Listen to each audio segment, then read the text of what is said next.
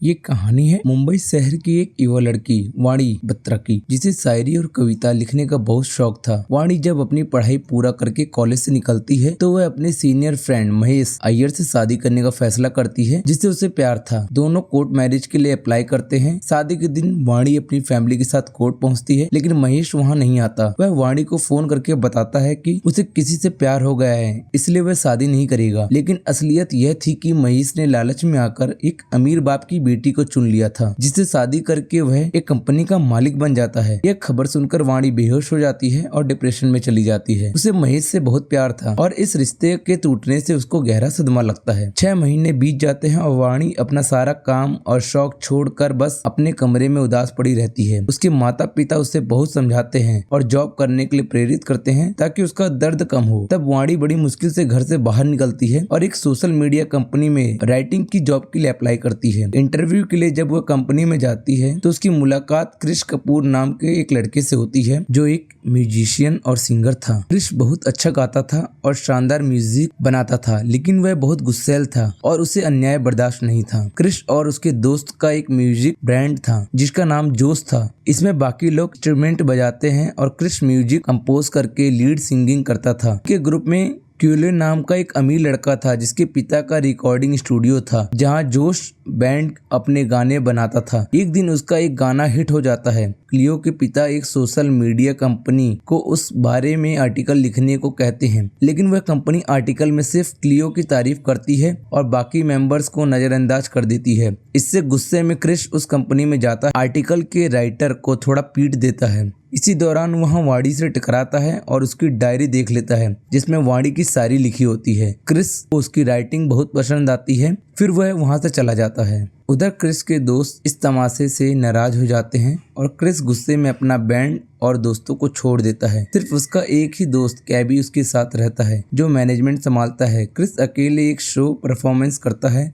जो बहुत हिट होता है। इसके बाद कैबी उसके पास एक ऑफर लाता है। बड़े सिंगर प्रिंस को एक नए तरह का गाना चाहिए था और इसके लिए उसने कई युवा ब्रांडेड को अपने ऑफिस बुलाया था। क्रिस वहां जाता है और संयोग से वाणी भी वहां आती है, जो प्रिंस का इंटरव्यू लेने आई थी। क्रिस वाणी की एक डायरी की कविता से गाना बजाता है जो प्रिंस को पसंद आ जाता है। क्रिस और वाणी प्रिंस से डील करते हैं कि वह उसे गाना बनाकर देंगे और उसके बदले में उन्हें पैसा प्रमोशन देगा। डील फाइनल हो जाती है, लेकिन समस्या यह थी कि वाणी ने डिप्रेशन में अपनी कविता का आधा पेज फाड़ दिया था और आगे उसे वह लिरिक्स याद नहीं थी। वह उदासी के कारण नया भी नहीं लिख पा रही थी। तब क्रिश उसे घुमाता फिराता और खुश करता है, जिससे वाणी का गम कम होने लगता है और उसकी क्रिएटिविटी जाग उठती है। वह कविता को पूरी करती है और क्रिश उसको एक शानदार गाना बनाता है। सब कुछ अच्छा चल रहा था, लेकिन तभी वाणी के सामने क्रिश का अतीत आता है जिसने उसे कठोर बना दिया था। दरअसल क्रिश की माँ बचपन में मर गई थी, जिससे उसका पिता दुखी होकर शराबी बन गया था। इस वजह से क्रिश का बचपन बहुत मुश्किलों में बीता। आज भी उसका पिता शराब पीकर हंगामा करता था, जिसके चलते पुलिस क्रिश को डांटती है कि वह अपने पिता को नहीं संभाल रहा है। एक दिन क्रिश अपने पिता पर बहुत गुस्सा करता है और सबसे दूर चला जाता है। तब वाणी उसके मिलती है और कहती है कि जैसे उसने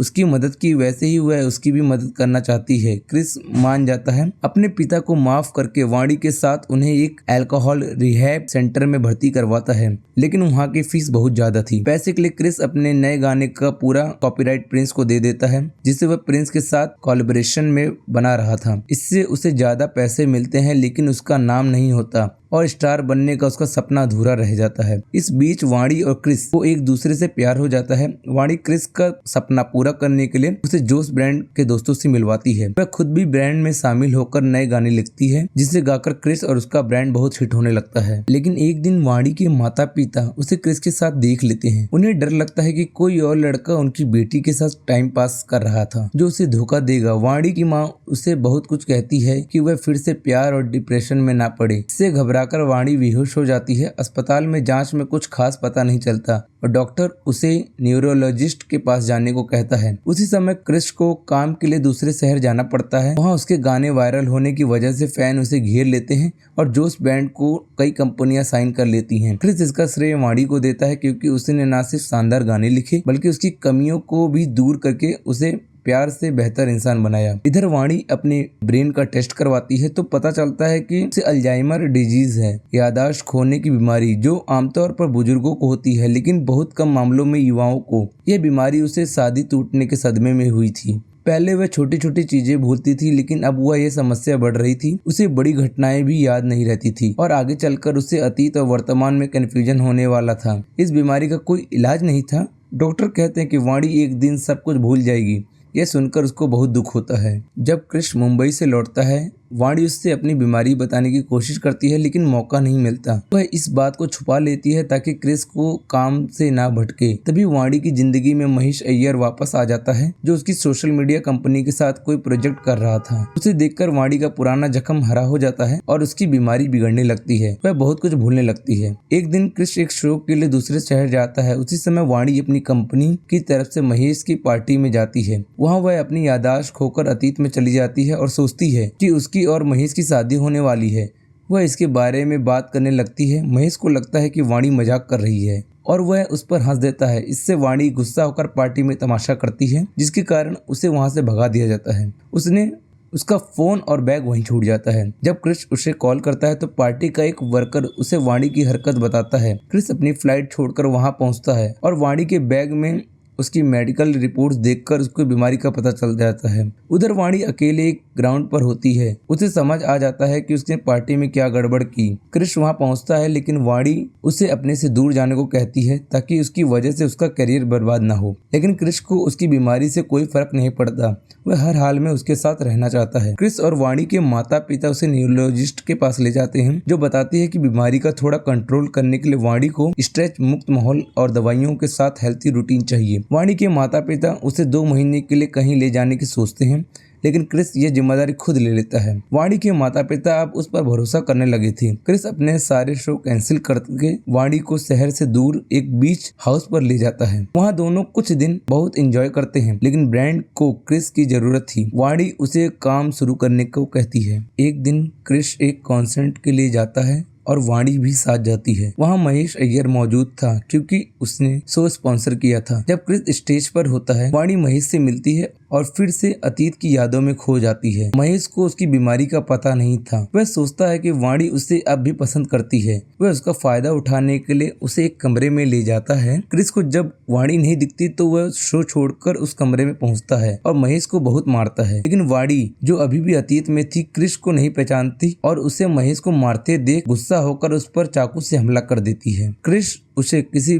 तरह संभालता है और बीच हाउस ले जाता है। अगले दिन वाणी को होश आता है तो कुछ याद नहीं रहता। क्रिस उदास होकर एक म्यूजिक बनाता है और वाणी को कहता है यह धुन उसने अपने दोस्तों के लिए बनाई, इसकी गर्लफ्रेंड उसे छोड़कर दूर जा रही है। वाणी कहती है कि वह इस म्यूजिक के लिए गाना लिख देगी, जिसे सुनकर उसके दोस्त की गर्लफ्रेंड वापस आ जाएगी। इसके बाद क्रिस अपने दोस्तों के पास जाता है और कहता है वह ब्रांड छोड़ रहा है क्योंकि उसे वाणी का ख्याल रखना है। दोस्त नाराज हो जाते हैं लेकिन क्रिस अपना फैसला नहीं बदलता। जब वह बीच हाउस लौटता है तो वाणी वहाँ नहीं मिलती। वह न घर पर थी न शहर में थी। वाणी अकेले कहीं चली गई थी, लेकिन जाने से पहले उसने क्रिस के लिए सैयारा नाम का गाना लिखा था। इसका मतलब है अकेले भटकता सितारा। क्रिस को वह कविता देखकर वाणी की बात याद आती है कि यह गाना सुनकर उसकी दोस्त की गर्लफ्रेंड वापस आएगी। वह उस कविता पर गाना बनाने का फैसला करता है। क्रिस अपने दोस्तों के साथ मिलकर सैयारा गाना बनाता है और उसे हर जगह पहुँचाने की ठानता है ताकि वाणी सुनकर लौट आए। गाना वायरल हो जाता है और क्रिस सुपरस्टार बन जाता है, लेकिन वह खुश नहीं था क्योंकि वाणी अभी तक नहीं लौटी थी। क्रिस उस गाने को दुनिया भर के गानों में फैलाता है। फिर एक दिन क्रिस और उसके दोस्त लंदन में अपना सबसे बड़ा शो करने जाते हैं। वहाँ स्टेडियम की स्क्रीन पर उसके गाने की रील चलती रहती है। एक रील में क्रिस को वाणी दिखती है। यह देखकर सभी हैरान हो जाते हैं। पता चलता है कि वह रील मनाली की थी। क्रिस अपना शो छोड़कर अकेले मनाली जाता है और रील के बारे में पूछता है। एक महिला आश्रम पहुँचता है। वहाँ की रिसेप्शनिस्ट बताती है कि वाणी 1 साल से वहाँ रह रही थी और उसकी याददाश्त बहुत कम हो गई थी, लेकिन उसने पहले क्रिस के लिए एक लेटर लिखा था। लेटर में वाणी ने लिखा था कि जब उसे एहसास हुआ उसने महेश के चक्कर में क्रिस पर हमला करा तो उसे बहुत पछतावा हुआ। उसे लगा कि वह अपनी बीमारी से क्रिस की जिंदगी बर्बाद कर रही है, इसलिए वह सब कुछ छोड़कर मनाली चली गई ताकि क्रिस स्ट्रेसफुल हो सके। लेकिन उसे उम्मीद थी कि क्रिस उसे ढूंढता हुआ आएगा, इसलिए उसने याददाश्त ठीक होने पर यह लेटर लिखा। क्रिस वाणी से मिलता है और उसके आश्रम के एक मैदान में ले जाता है। वहाँ वह उसकी पुरानी बातों को आदतें दोहराता है, जिससे वाणी को सब कुछ याद आ जाता है और दोनों एक हो जाते हैं। क्रिस वाणी को मुंबई लाता है जहाँ उसका इलाज होता है। उसके लिए एक शेड्यूल बनाता है जिससे उसको सारी चीज याद आ रही है। फिर दोनों शादी कर लेते हैं। क्रिस वाणी को अपने लंदन शो में ले जाता है और दुनिया को अपनी कामयाबी का राज बताता है। तो दोस्तों, यह था सैयारा मूवी का एक्सप्लेनेशन। अगर आपको ये वीडियो पसंद आई तो लाइक और शेयर जरूर करें। ऐसे ही इंटरेस्टिंग वीडियो को देखने के लिए हमारे चैनल को सब्सक्राइब करें और बेल आइकन, ताकि आपको हमारी सारी वीडियो समय पर मिले।